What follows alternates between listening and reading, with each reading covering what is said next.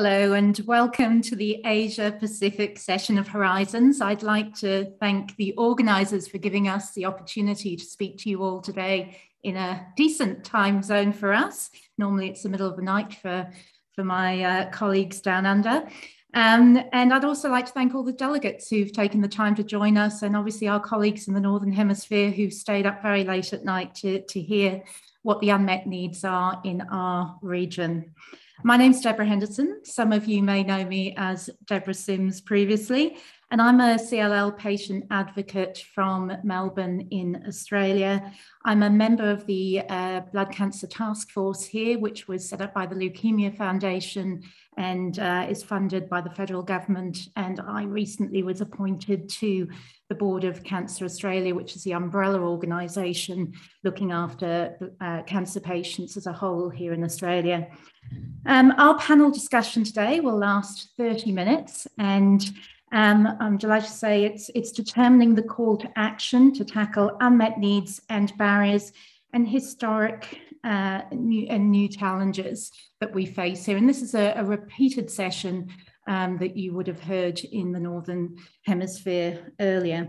I'm also delighted to be joined by from Queensland by Kathryn Huntley, who leads the supportive care team at the Leukaemia Foundation and is General Manager of People Living with Blood Cancer. She's had extensive involvement in research and pilot programs, and has also been involved in the changes that have been needed for blood cancer patients because of the challenges of COVID-19. And from Korea, and this is the first person I've ever interviewed from Korea, Jihyun Kim is the manager of the Financial Support Division of the Korea Disease and Cancer Association. Welcome, Jihyun. She herself is a breast cancer survivor who chose to dedicate her life to helping other cancer patients after her diagnosis and treatment in 2015. Welcome to you both. Thank you for joining me. And as I say, it's quite nice. It's the middle of the day here and not 3 o'clock in the morning as per normal. We really encourage anyone watching to put your questions in the Q&A box and I'll put them to the panel.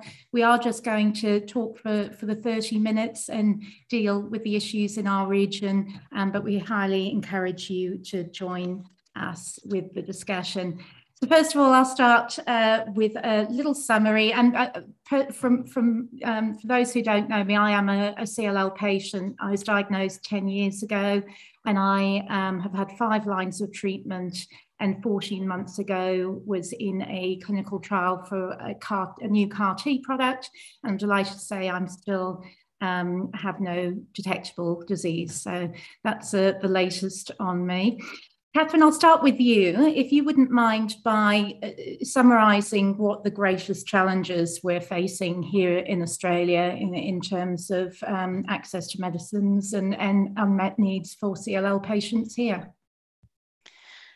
Thanks, Deborah, and thank you as well for on behalf of all the CLL advocates joining globally today for your work, both locally here in Australia, but also the impact that has internationally in advocating access to better treatments and I guess also that key to the right care at the right time for people, no matter where they come from, which I guess is a really key driver for the Leukaemia Foundation. We're very blessed in Australia to have, by sort of global standards, a good healthcare system and a Medicare system, which does enable access to treatments, but I guess what we are challenged by is the vastity of our land, and also that we operate with a federal government, but state government-led healthcare, which means that there can be investment and diversity and investment across our country, which poses different challenges. And we also see within Australia a different spread between public and private. So for those joining who aren't across it, some people can access, all people can access some form of treatment at a government-funded public hospital, but people can also take out personal private insurance. And I guess there is that the differences between those two. And it can really come down to where somebody lives, to whether or not they get access to the gold standard of treatment or that pathway of diagnostics to treatments, which in lies a great challenge for us. One of the challenges we've seen at the Leukaemia Foundation, and for those who were fortunate to be with us in Edinburgh 2 years ago, would have heard me talk to what we understood and the research we did with people living with CLL in Australia to really discover the poorer quality of life scores that people with CLL had across the board, and worryingly those who were also on watch and wait, who weren't getting access to the treating team to talk through those psychological and practical impacts that were impacting their everyday. And I guess what we're seeing more and more is the treatment landscape changing. So there's less and less time for people to be in front of a treatment team or that holistic treating team, meaning that people aren't necessarily going to be assessed or even asked the question, how are you going?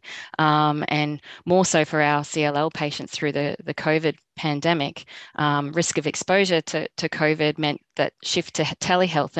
And while that comes with many advantages of access, for some families not having to travel 3 hours plus to an appointment, it also meant, again, it became a very clinical conversation and less about the other things that are impacting on people's life that we know that early intervention can actually set them up for success. The Leukaemia Foundation did some general market research in August. And I guess what was really worrying for the broader Australian population and those to be diagnosed into the future was that 4 out of 5 people wouldn't be able to actually recognise the symptoms of what a blood cancer is. And as we know, CLL for many people can be something that creeps in and they put down to things like, oh, well, I'm tired because I've got young children, or I'm tired because I'm in my 70s. This is just what to expect nowadays. And more worryingly than that is, even with those symptoms, only a third of people would go and ask their doctor or have a really open and honest conversation with the doctor. So for us at the Leukaemia Foundation, there's a few moments that we really have to embrace, both for us as an organisation, but also more externally to us and to the Australian community, around the awareness of the symptoms and awareness of what could be CLL, but also, which I know that you are in a great position to talk to, around setting the standard campaign, where we are wanting to make sure that regardless of where somebody is diagnosed with CLL or the moment that they present to a doctor with the symptoms of CLL, they get the standard that we know is going to lead towards best outcomes for people. And they're put on that optimal pathway to get towards, through that diagnosis, to the choice of treatments, potential access to clinical trials, not just because, for example, that they're presenting to the Peter MacCallum that was offering a trial, as opposed to a regional hospital like Rockhampton up in Queensland, where they can also be treated, but may not be as trial literate. So that is sort of one of those more external campaigns, but also with research that we did with Melbourne Uni, we know that through the pandemic, it only heightened people's access. A third of people had clinical distress in those that we researched, and a third of people also had unmet needs. And a lot of that was due to that further reduction, as I mentioned, in face-to-face care and those really important questions about life being asked, which really tasks us at the Leukaemia Foundation to how do we solve that problem, both in our own delivery of services. And you'll see, for those that have read the poster, we very quickly pivoted to online support groups.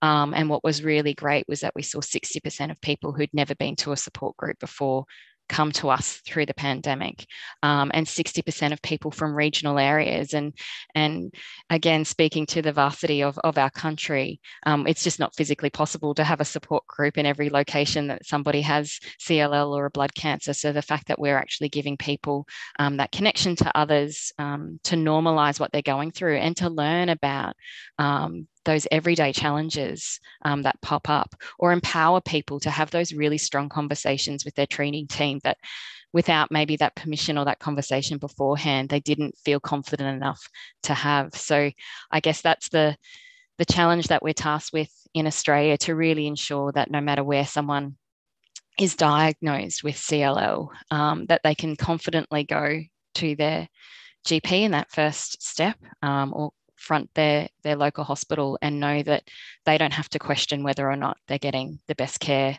for them through great diagnostics that identify exactly the best treatment path for them. Wonderful. Thank you, Kathryn. That's a great summary of the work that the Leukaemia Foundation is doing in particular. And I know, Jihyun, when we were sort of speaking offline earlier, the challenges that COVID-19 has created for your organisation has been, it's been difficult for everyone. But if you'd like to talk us through what the impact has been there on you and CLL patients in Korea. Good morning. This is Jihyun Kim from Korea Blood Disease and Cancer Association. First of all, it's very honor for me to attend the APAC region panel session as a representative of KBDCA.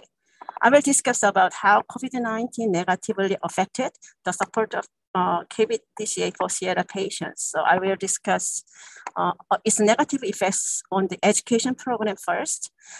Before the COVID-19 outbreaks, KBDCA has provided various education programs in person, such as public lecture, medical seminar, and medical mentoring programs. But due to the COVID-19, KBDCA provides the education programs only through online, and there has been limitation in types of programs provided.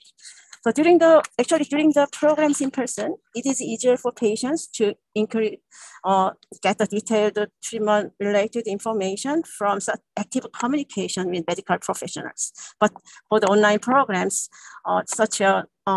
there is a limitation in such an interaction between them, which may negatively affect the acquisition of user information and treatment results. So in addition, patients with the same experience may interact with each other, so which may lead to organized small-size patient group itself. But such an opportunity for interaction between patients may be blocked through online methods. So also KBDCA provides the online program called Hope Tree, such as physical activity, art therapy, and psychological counseling. But it is difficult for physical therapists to correct the inappropriate position and to interact with participants.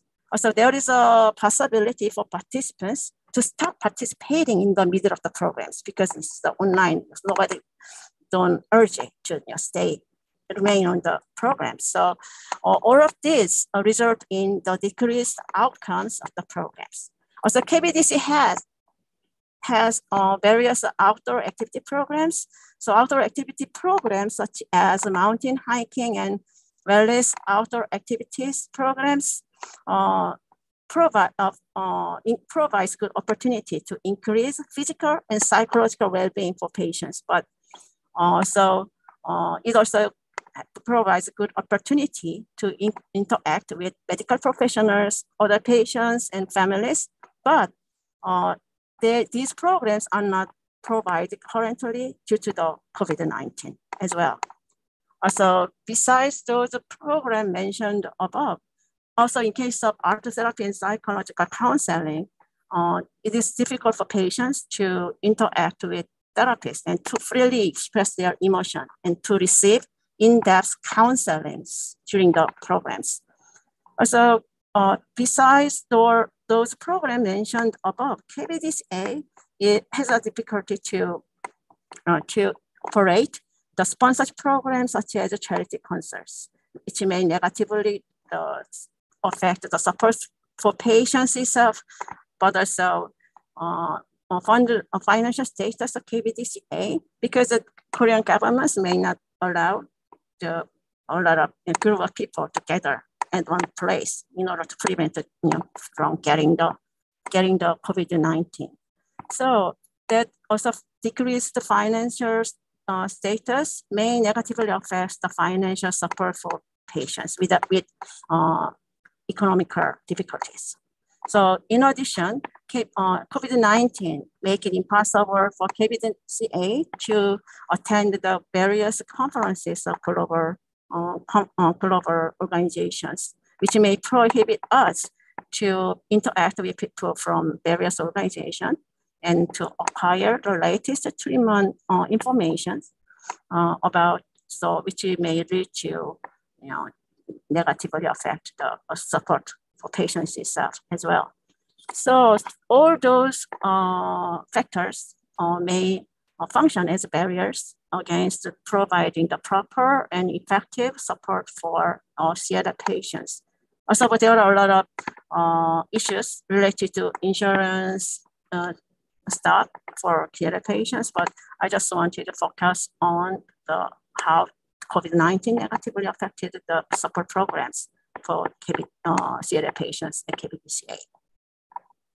Thank you for that. And I think that's a really important point. In COVID-19's actually, obviously it's been disastrous in many senses for the fact that, we've all been, patients in particular, have been more confined to their homes than ever before. We've been more reliant on organizations who are represented here today than ever to support us and our psychological needs, as you mentioned there, Jihyun.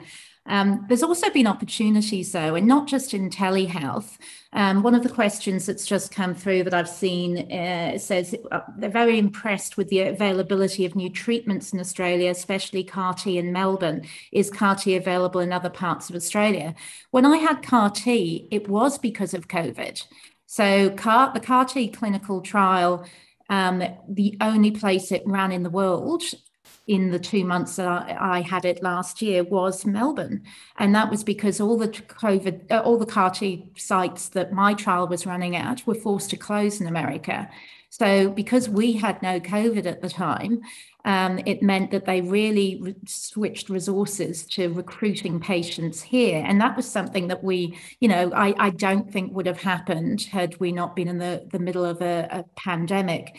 We're very, very lucky. I mean, people who know may not know my story, but I actually had to move overseas and commute for 2.5 years to access venetoclax, which was in a clinical trial here when it was basically invented, and all the early work was done in Melbourne in Australia, but I couldn't get on a trial of it in 2014 when I needed it. So at that stage, the trial, we were really struggling with our trials, and there's been a real move to create these centres of excellence. And to answer your question, yes, CAR-T has not only been, it's not only available, it's also been funded, not for CLL, because obviously it's not FDA approved for CLL, but we do actually have funding for CAR-T, and it's now available in, and correct me if I'm wrong, Kathryn, but Melbourne, Sydney and Brisbane. And I think there's moves to bring it to Perth as well. We are a vast country. I mean, Perth on our west coast is the most isolated city in the world. It's the city furthest away from any other city. And it's sort of until you live here, and then I drove to Sydney because I'm not flying anymore, and so I'm driving to try and protect my health, and that's a 12-hour drive from where I live. Now, there's nowhere in the UK that you can drive that takes 12 hours, and when you look on a map, Melbourne to Sydney is tiny. It's a tiny distance compared to the size of this nation. The problem we've got with clinical trials and getting good clinical trials is that we just do not have the population of any disease. So even though CLL is our most common leukemia, it's still quite, it's very rare that someone would need CAR-T for CLL and that their disease would be in the right. So to bring these trials is a massive endeavour. And I don't know if you want to talk more to that, Kathryn, about just the work that we're doing and the work that the Leukaemia Foundation is doing to really encourage these trials to be opened here in Australia and make it easier for patients to access them. And we're looking here at sort of clinical tele trials, which have only just started. And again, really a result of the pandemic that is now being looked at and funded here. And Deborah, I think you've really beautifully encapsulated sort of one of the great positives and spoke to sort of that hopefully, and what we're pushing towards, that changing landscape of trials, because it would be a very similar experience in New Zealand, which we would see even less case numbers to kind of see that lens of trials being conducted at a site in New Zealand. So these teletrials really are a good leap forward in bringing those access to trials here. But I think that's one of the strongest positives for me that we saw as a result of COVID, which is a little bit, I guess, sort of, organizational based, but only has good outcomes for people living with CLL and blood cancers, which was what we saw right at the beginning of the pandemic, was that coming together collegially. So whether that be treating specialists, treating hospitals,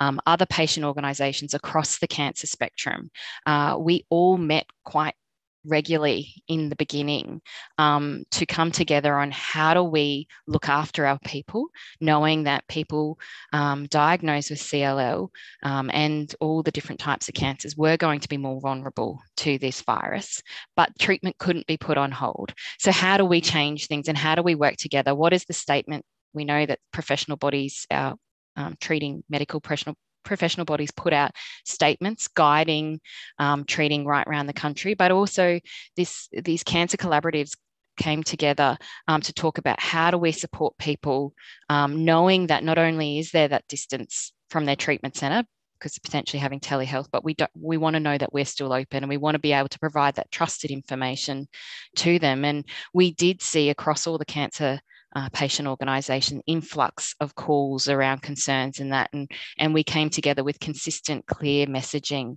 to support people. And I think that was a really big plus, but it also opened up the opportunity and built relationships across the board to make sure that we come together as one voice to really advocate those key needs for our patient population herein. So it's a great legacy to have. And I think one of the great examples for those who aren't aware, so Tasmania sits off the coastline to Victoria, and in usual times, if a Tasmanian patient needs a donor transplant, they can't have that locally and they come over to Melbourne.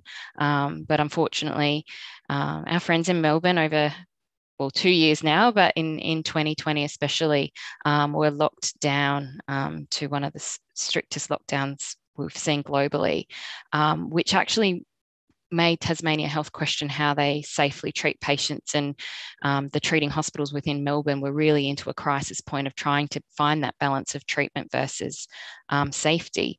And we were able to then send Tasmanian patients to South Australia, and there's some that went to Sydney. So hospitals sort of, though, as I mentioned earlier, we have state-based health systems, there was that flexibility because there was that coming together with the one purpose of giving people best outcomes. And I think it's just left some great foundations of challenging the norm of we've just always done it that way, to really have that, we're at that sort of lovely jumping moment to kind of go, well, what have we learned? What has been great? Like, not throwing the baby out with the bathwater, but potentially a lot of options around treatment access, trial access, and even in that supportive care space. How do we do things differently and how do we do them well? So there's been a lot of, it's kind of, I guess, rocked us enough to go, actually, there is better ways, and kind of pushed us out of the comfort zone to find them, which I think is a great thing for the generations of people moving forward.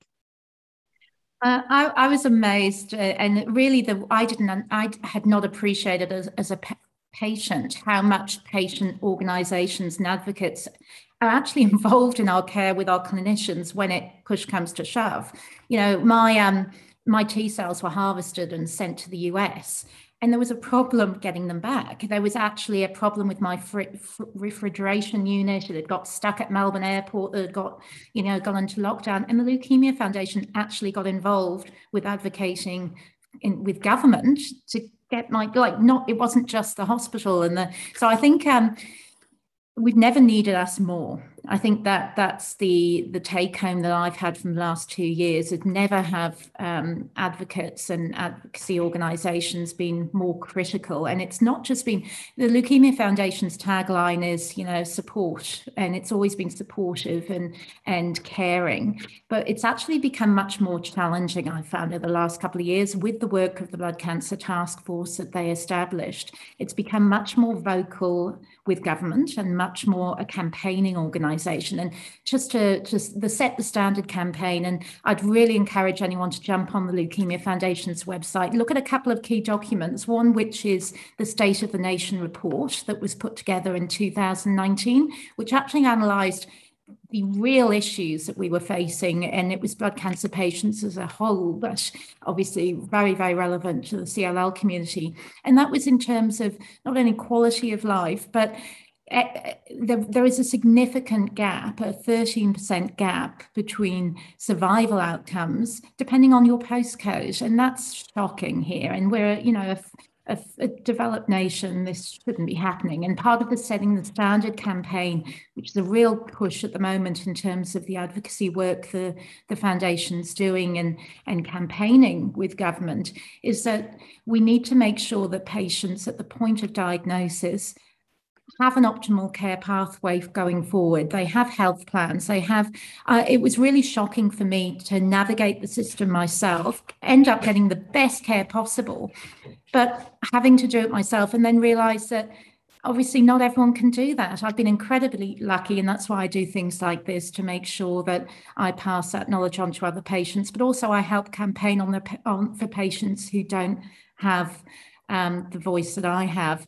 And Tian, before we wrap up, because I realise we've only got 5 minutes, we're talking about the priorities for advocacy for Australia. But if there was one issue now that KBDCA needs to face and needs to deal with, what would be the most pressing issue your organisation is dealing with?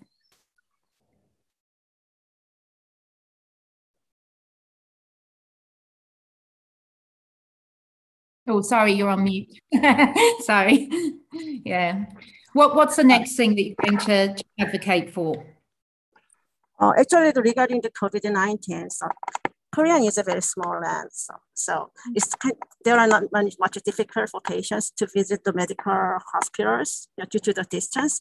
But before when the COVID-19 outbreaks, actually patients, CLL patients, including other patients, kind of hesitate to go to the medical hospitals. So, but Korean also, but hospitals try to set the system for protection for CLL patients or other patients. So, kind of Korean hospital kind of have been doing great works to protect, so to prevent patients from getting the COVID-19. So now patients kind of go to the appointment and receive treatments without any hesitance, without big problems. Also, KBDCA has been encouraging patients to go to outpatient appointment and then receive treatments, even though there has been COVID-19 pandemic. So, and KBDCA bi-monthly publicate the bi-monthly magazines called Hope. So we, as I shown this here, the first page, we just announce about provide the information about COVID-19, how to protect themselves. So we encourage them to go to the appointment, and then encourage them to just continue to receive a treatment. So regarding the Leukemia kind of insurance and the reimbursement issues, in March of 2021, Ministry of Food and Drug Safety of Korea approved the use of Leukemia for patients. But due to the high cost of $500,000, so the first CAR-T treatment Leukemia failed to cross the threshold of the Cancer Disease Review Committee, the first gateway to reimbursements for patients. So leukemia patients in Korea are urging the Ministry of Health and Welfare and Health Insurance Review and Assessment Service to make a prompt decisions on health insurance benefits of leukemia. So they have been trying to kind of have demonstrations, one individual demonstration to show their wishes for reimbursement, and then to give petitions for the governments. So also KBDCA, but due to the COVID-19, also it has a difficulty for patients to organize the groups, so gather together. Yeah, so it is a kind of Yeah, no, thank you. Difficulties. Thank you, Jihyun. And I'm getting the frantic rap signal from the organisers. But just to end on that point you mentioned about COVID-19 and finish with the last question that's come through, which is really and I'll answer this in my rap, but are the governments here doing enough to protect vulnerable patients from COVID-19 in our regions? Because Northern Hemisphere patients are feeling really abandoned. And I'll just answer that from my point of view down here in Melbourne. We've had the most brutal dictatorship in terms of locking us down. And I've objected to it fully. But I have to say at the moment, I'm probably feeling like one of the most safe patients in the world. People who are not double vaccinated are basically not allowed to do anything. They're not allowed to go to restaurants, cafes. Everywhere I go, everyone has to be double vaccinated. We've already started the booster program. It's already rolling out. Immunocompromised patients already on their third jab, which it still isn't happening in the Northern Hemisphere. So I think we were very late to get vaccinated, but I'm very comfortable that they are protecting vulnerable patients here at the moment, and long may it continue. Well, with that, we've used our 30 minutes up. That went incredibly quickly. Thank you so much, both of my fellow panelists, for joining us. And thank you to everyone who is watching. Thank you to the committee for giving us the opportunity to do this. Deborah and Brian will return in a few minutes to wrap the conference. But in the meantime, have a good day and thank you. See you soon. Goodbye.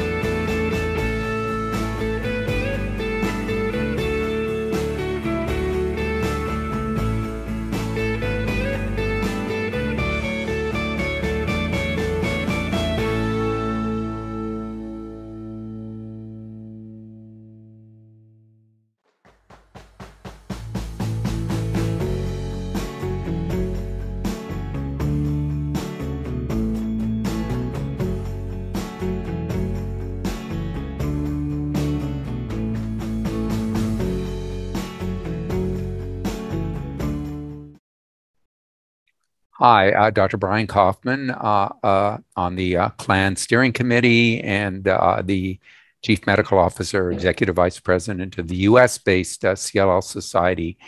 And before we get into the slides, Deborah, you want to reintroduce yourself just briefly? Sure, I'm Deborah Baker. I am a CLLAN Steering Committee member as well as a board member from the CLL Canada. And I think you've all seen both Brian and myself throughout the conference. So it's Deborah's and my great pleasure to do the final closing of what I think has been an incredible conference and a great privilege to attend and to participate in. But before I do that, I just wanted to thank not only all the speakers, but emphasize the last group of speakers from the Pacific and Asian area who really emphasized how different it is in every country, how each place has its own special needs, and how we have to be sensitive to that as advocacy organizations. And hopefully CLLAN will be there to help serve that and meet those needs, but we need you on the ground to help us with that. So please enjoy this little picture here of what some of the people that you've seen over the last couple of days. And I think you get a sense of the joy, enthusiasm, and I would say passion, not and compassion, but passion and compassion of this group. And it's a real interesting mix that you're looking at here. There are medical doctors who've devoted their career to helping people with CLL. There are professional entertainers. There are advocates who have unrelated cancers who've helped. There are people that are professional in terms of working with charities and nonprofits. There's caregivers, and there's a ton of patients, CLL patients themselves. So thank you to all my fellow faculty and panelists and co-presenters. I'm very proud to be a member of such a broad and strong organization with such an international flavor. And I do have to say, the conference, I'm blessed, and Deborah in the same way, the conference was in English, and everybody's English was way better than my comfort in any of their native languages. So that was a real treat too. Next slide, please. So we're going to go through some of the takeaway messages, and I was privileged to be involved in this first session. And the term that doctors use to describe CLL is heterogeneity, which just means that it's variable. And it's variable depending on your age, it's variable depending on your gender to some extent, depending on your ethnicity, but it's also variable depending on what flavor of CLL you have. And some people need treatment almost immediately, and some people never need treatment. For most, treatment isn't needed at the time of diagnosis. And that's extraordinarily counterintuitive and causes a lot of confusion and anxiety for people. So the period of active observation or watch and wait is a very busy time for people. It is not a calm period for most people. We're pushing for the best possible options, recognizing that that may not be available in some countries. But clearly, all the guidelines recommend that people have prognostic and predictive markers done before treatment, because this can help guide the best therapy. We know that's not always possible, but that's best. And what we know now pretty definitively for the last 2 or 3 years, that when it's available, the novel oral therapies with or without the intravenous antibodies are the best treatment choices pretty much at every phase of treatment. That's the direction things are going. We understand they're not always available. We understand they're more expensive, but that's generally the best option. And the other thing I've got to say, and I've had CLL myself for 16 years, is the treatments just keep getting better and better and better, and patients are living longer and longer and longer. So this thought of active observation makes tremendous sense, because whatever treatments we have today, they're going to be better in a year from now. Next slide, please.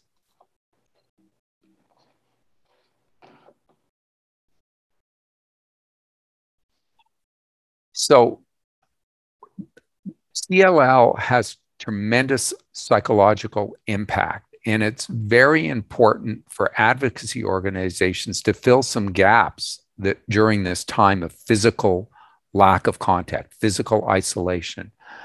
At the CLL Society, we have virtual support groups, which for a lot of people is a godsend. And other organizations offer this through virtual support. It's really tremendously difficult. And people are very confused and upset in those early days of diagnosis. And not to be dismissive, you don't have to be getting heavy-duty chemo to be going through psychological trauma. Often CLL is diagnosed in people who feel great. It comes as a shock. They're going in for a routine surgery, a hernia repair, a orthopedic something, just an annual checkup, and then they leave the doctor's office with the diagnosis of cancer. Completely unexpected. It's very difficult for patients to wrap their head around it. So it's a continuous process offering support to patients along the way. And that's where advocacy organizations can be extremely helpful. There are things that a doctor can say to help, that a nurse can say to help, but there are things that an advocate who's familiar with the disease can say that have a real different flavor, a real different feel when they've talked with other people, when they've experienced it and seen other people who are maybe 10 years ahead of them in the journey. There's our lessons that we can learn that are unique. Next slide. I'm going to talk a little bit about evidence-based decision. And having spoken in front of physicians at major hematological conferences, I will tell you that they're not that interested in our stories. What they're interested in is, what does the data show? Let me see the data. Give me the facts. So this is where we're hoping CLLAN can help you, and other organizations can help you to learn how to do evidence-based research, how to conduct surveys. They don't quantitative and qualitative. And we're very proud of the work that we've done with our global survey to help not only formulate our agenda for this meeting, but our agenda for moving forward in what are the needs of our community. You've got to understand that and use the facts to guide you. Next slide. The shared decision-making is going to vary from country to country. And in some countries, the physician-patient relationship is more paternalistic, with the doctor telling the patient what to do. But we're strong advocates of patients being more involved. CLL is quite a rare disease. A lot of doctors don't have tremendous experience with it. So we're very keen on patients being involved in their own care, understanding what their treatment options are, and giving them the knowledge and support to empower them to become literate so that they can influence what needs to be done. And working with the physicians to make them aware that it's not a one-way street, it's a two-way street to try to help patients. Next slide, please. And I think it's my turn now. So day 2 started with a shared medical and advocacy session. A panel on living with an endemic pathogen and supporting CLL patients to navigate safely in an evolving landscape. So we first started with 2 clinicians, Dr. Waluska and Dr. Cymbalista, and they brought home some message about COVID-19 and some of the special concerns that CLL patients have in terms of that, and the particular risk that CLL patients are at with COVID-19. They talked about vaccines being less efficient for them, and talked about how important alternative strategies are for immunization. Some of the new monoclonal antibody treatments were talked about, as well as the antivirals. So hopefully this will add more hope to CLL patients, and these products won't end up being used for the anti-vaxxers, because there's people like us who need them a little bit more. Infection rates are actually rising in many parts of the world, and countries are reducing their safety precautions. So this makes CLL patients especially at risk, and it actually puts their clinicians under stress as well as to how to keep their patients healthy. We think that immune-compromised people should be considered by governments, but unfortunately, politics adversely influences decisions. And I know in the province where I live, there's an election coming up. So our premier has decided that come January, masks won't be needed. And this is, for me as a patient who has been secluded for 18, 19 months now, is really distressing. And I go very few places and I never go without a mask. My husband's getting very used to grocery shopping at this point, but it's scary for CLL patients. We also had a panel that included 3 patient advocates who gave a global picture of what's happening in different countries.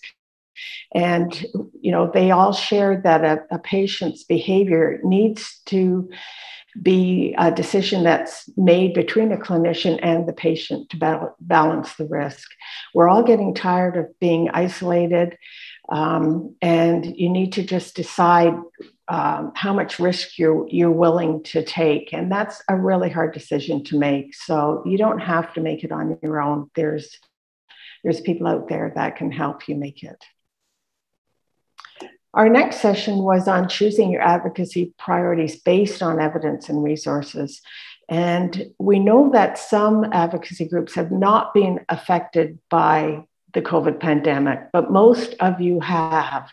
And most organizations have found that they've had to switch to digital messaging and use different ways, including Facebook as a solution for this, and to keep people up to date without cost. We know that we're an older population, and some of us had, been FaceTiming or using video to see grandchildren, but many have not. So this has been a huge learning curve for a lot of CLL patients. And I think overall people have adapted quite well.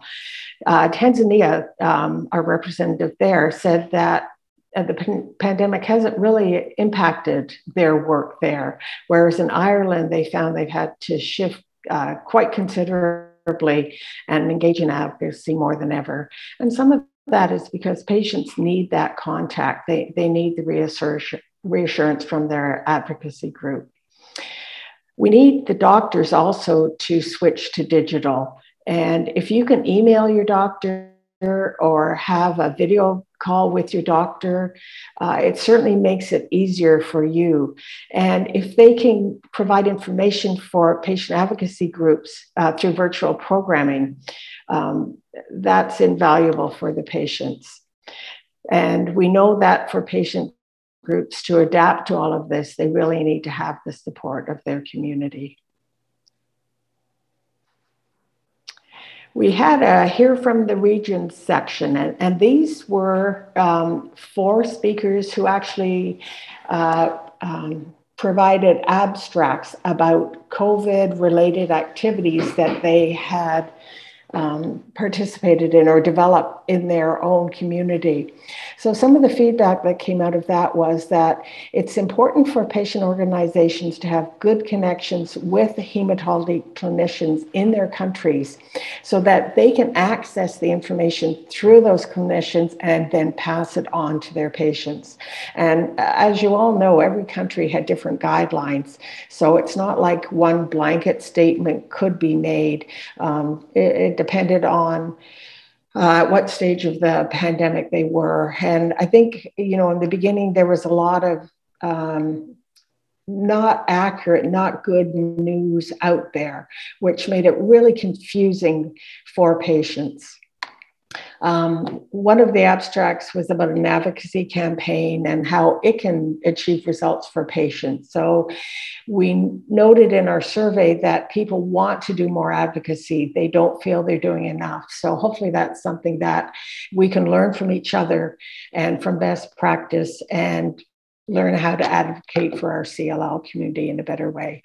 And again, this is about collaboration. And that word came up over and over and over again, that we need to collaborate.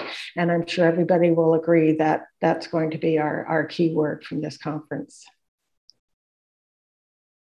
Back to you. I'm going to take over here just for one slide, and then you'll get to hear the dulcet tones of Deborah again, but I wanted to talk about the medical stuff. And just to emphasize some of the story that was for frontline therapy was this repeated in the relapsed refractory, R&R relapsed refractory. When you look at that, when you look at the more down the line issues of CLL, its complications, the medications, and the place of clinical trials. And as I would say even more so, there is really no ongoing role for chemoimmunotherapy if you have other options in the relapsed refractory setting. Some could argue that there's a role frontline, but in the relapsed refractory setting, in places where there are other options, it's just not being used anymore. There are new options and many more are coming. There are really exciting. The American Society of Hematology's abstracts just came out yesterday, and there's 323 articles on abstracts on CLL. So, and many of these are new therapies. CLL tends to be a disease of the elderly, but there are young people who get it. So there's comorbidities and immunity issues that are associated with all ages of CLL. And one of the big changes that's happened that as another theme of this meeting is that a lot of us who were doing well with our CLL, it was kind of in the background. Yeah, we got nervous when we had a doctor's appointment, had to get blood work drawn or a follow-up. But most of the time we lived our life pretty normally and the CLL was in the background. Throw COVID into the mix and suddenly we're critically aware that we have a cancer of the immune system and the immune complications have risen to the forefront as a main issue. There are still problems in CLL. The disease can become refractory to all treatments, and there's a dreaded transformation where the CLL becomes a more aggressive type of blood cancer, diffuse large B-cell lymphoma, or Richter's transformation, and the treatments for that are still pretty poor and outcomes are dismal. That's where clinical trials are needed. Clinical trials are going to help fix some of these problems. We're looking at ways to make the treatments better for patients and to make them less expensive for the community by limiting the duration of the therapies or adding in other therapies to consolidate. Consolidate means we've got you to where your disease burden is really low. Let's see if we can add something in so it's gone. And maybe you can have a really long glide without needing any more treatment. So we're also trying to understand better the genetics that drives CLL so we can, when we can bust apart and be very targeted in what we do and direct our treatments specifically at the cancer and avoid damaging other cells. That's what targeted therapies are about. And CLL has advanced tremendously in that, but it's getting even more specific. So back to Deborah with some of the less medical stuff. Thanks, Brian. So on day 3, our advocacy, I'm having a hard time talking. I've been talking a lot today. The advocacy session on day 3 was about access to treatment, care, and services. And again, talked about data-driven evidence and collection of that and survey use. So about 21% of our survey respondents currently participate in HTA. That's about 12 out of the 57 groups that we surveyed. But it's something that another 28% of you would like to be more involved in. HTA stands for Health Technology Assessment. It can refer to different things, including equipment, but in this case, when we're talking about it, it refers to pharmaceuticals, or basically drug access. And this presentation spoke to 3 different advocates who are involved in HTA in their countries, from the UK, Ireland, and Canada, all with different levels of experience with this, and provided some insight into some of the difficulties with it, some of the challenges with it. But I think it came down again to the end about collaboration. Large and small advocacy groups can be involved in HTA. Each country has its own process, so that makes it a little bit challenging. But people are very willing to share their patient experience data. Lymphoma Coalition, Lymphoma Canada, leukemia care. There's lots of groups out there willing to help you, and there's good information on the web. So if anybody is interested in trying HDA, don't be intimidated by it. Once you get used to the process, it actually gets a little bit easier to do. And don't reinvent the wheel, ask for help. And hopefully this is something that CLLAN will be looking at in the future in order to make it a little bit easier for groups to do this. Our last session for advocacy was the Asian Pacific session. And some of you may have been watching this live, and it focused on the same issues that the Northern Hemisphere has, but it was addressed by Australian and South Korean member representation, with Deborah Henderson acting as the moderator for this. It was the half hour, I just watched it. The half hour went so quickly, I couldn't believe, and I don't think the panelists could believe either. So the take-home messages were sort of similar to the Northern Hemisphere.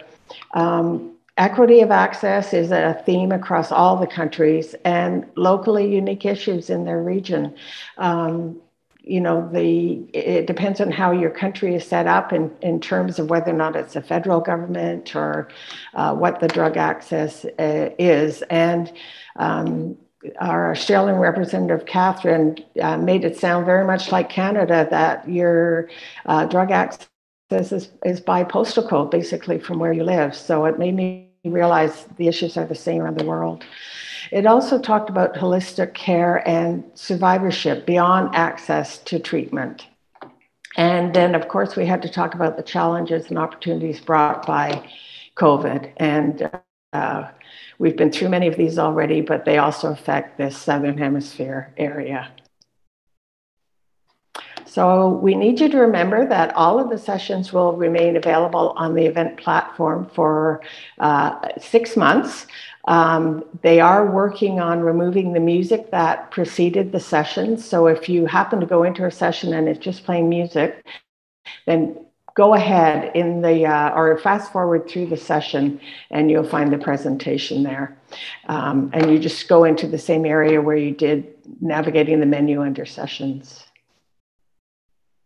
I think it's back to you for this, Brian. Thanks, Deborah. So remind people that we'll be finalizing the full survey report and recommendations and preparing it for publication, and we'll be sharing it with our members. We're formulating a long-term strategic plan to address those key issues. We're looking, if you're participating in this but not a member of CLLAN, please reach out to us, and we can see if it makes sense for you to become a member. We want to reach to every community we can. We're going to use the strategies and recommendations developed from the survey to meet the unmet needs that vary from country to country and what we've learned from Horizon. We're going to be doing a lot of debriefing over the next few days. We're going to develop global and regional recommendations, and we're going to work with local organizations. We're going to bring focus groups from the community together to tackle what are those unmet needs and how can we address them.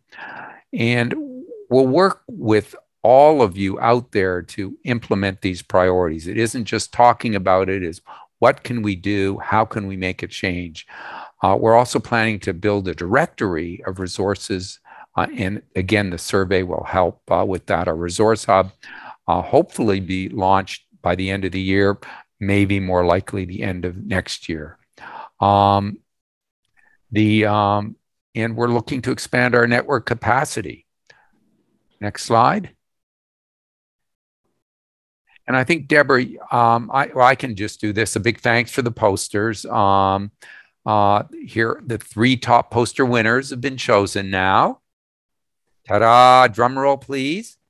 So number 1, Leukemia Foundation Australia, with 8 votes, online support groups improve access for people living with blood cancer, real results. The group from Morocco, Amal, came in second, and just an inch behind them was Alma from Argentina. Next slide. I can talk about these. So we have prizes for you, and we've chosen these prizes with the understanding there's a pandemic on, and so we wanted to have prizes that had some meaning, but were safe to use. So the first option is 6 yoga lessons with Samantha Neer. Samantha has been in attendance at the conference, and she hails from Switzerland. And the second option is 6 cooking workshops with Anne-Marie Lambert. And you can either have her cook for you, or she can walk you through the cooking.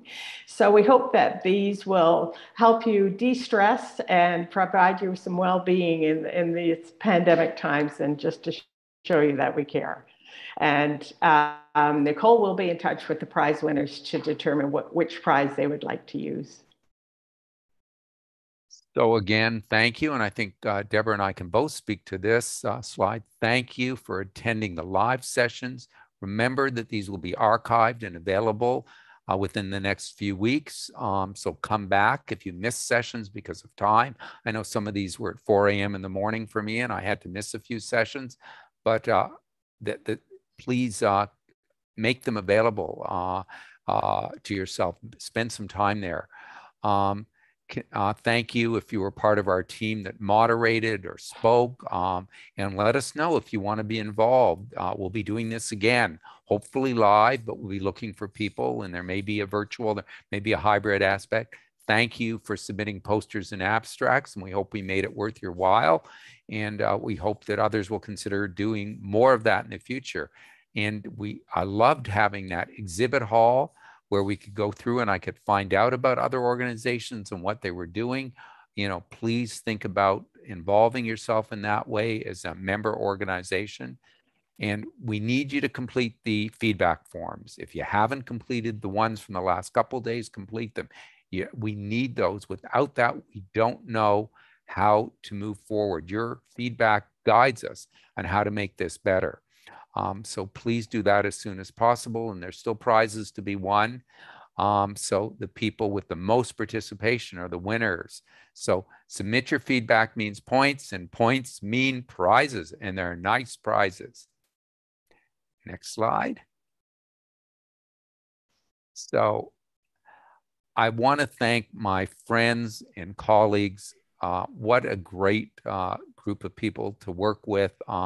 You don't know how much has gone on behind the scenes. And she's a very modest and soft-spoken person, but Deborah really worked incredibly hard, was incredibly calm when things were bumpy at times, and has just really done a great job of pulling this off. And Nick has boundless energy and great ideas, and all of us fell in line behind them, helping guide this together.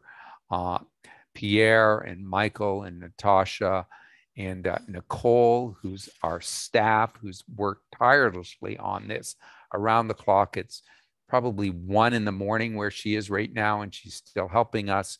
And James in the background organizing this. We're grateful to them, for the team at CrowdCom, our event platform planner. You know, I've attended a lot of virtual conferences, and all of them have bumps and blips, and this one came off exceedingly well. So I'm really blessed to work with such a professional team of volunteers, essentially all volunteers. And I want to give my thanks too to Nicole. She was invaluable, and I don't know what we would have done without her. And as Brian said, at all hours of night and day. And we can't forget Natasha from Successful Events. She certainly coordinated things for us, and she and Nicole were a great team working together.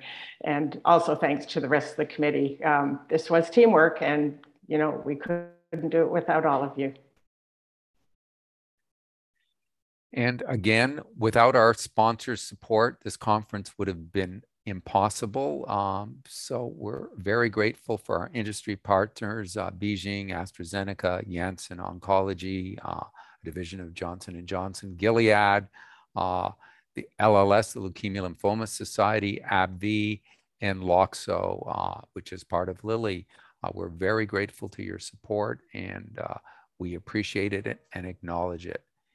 And I think with that, it's time to say one huge thank you to everyone. I